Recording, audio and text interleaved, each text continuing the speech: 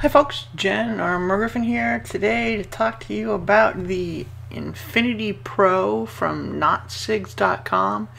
It is a adjustable voltage, very light, very thin, somewhat long tube mod that I have my DCA sitting on at the moment. So let's take a toot and take a look at some details.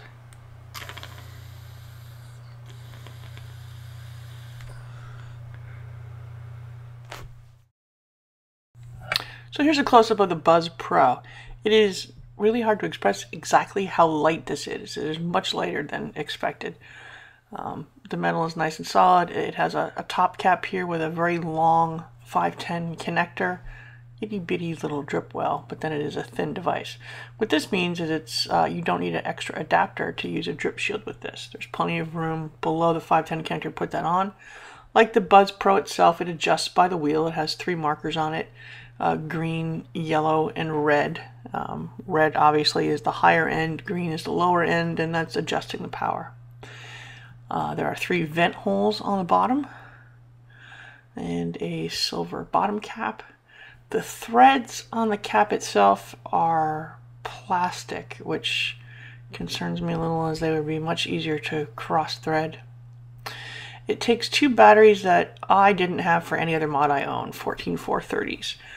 So I had to buy several sets of these because no other mod I have uses these or I've heard of before, which is kind of a minus.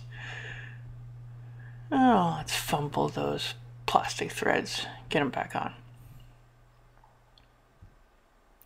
Button is the same as the Buzz Pro. Let's turn the light out and you can see the red light indicator that the batteries are on. When you fire the button appropriately and it isn't shorting, it will turn to blue on the LED.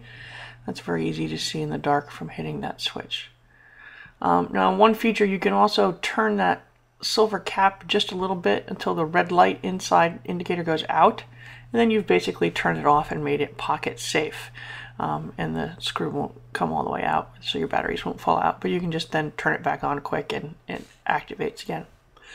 Now, I mean, there's not much more to say about it. It doesn't indicate what its power level is. You have to check that independently. It's a little longer than a silver bullet, but it is significantly thinner than a BB. It is quite a long device though.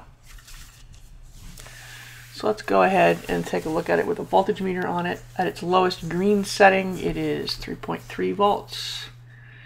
At the yellow setting, marker on the wheel, it is about 4.5 volts.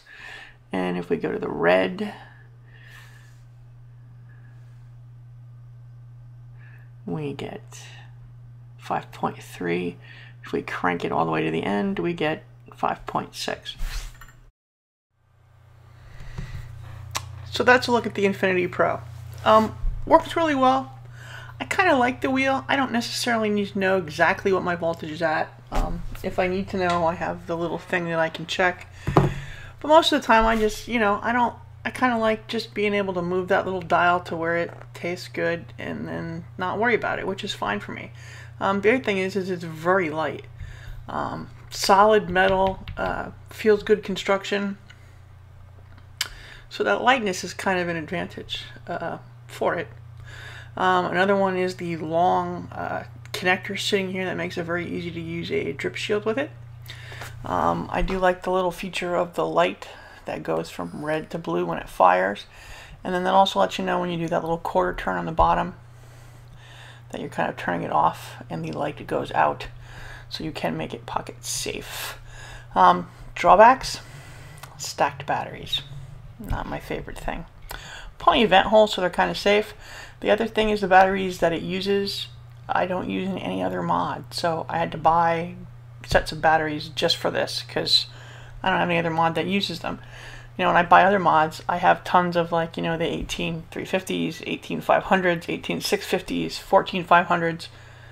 I buy a mod, I probably already have the batteries for it in most cases. Not so with this one. But other than that, for $100, it's not bad.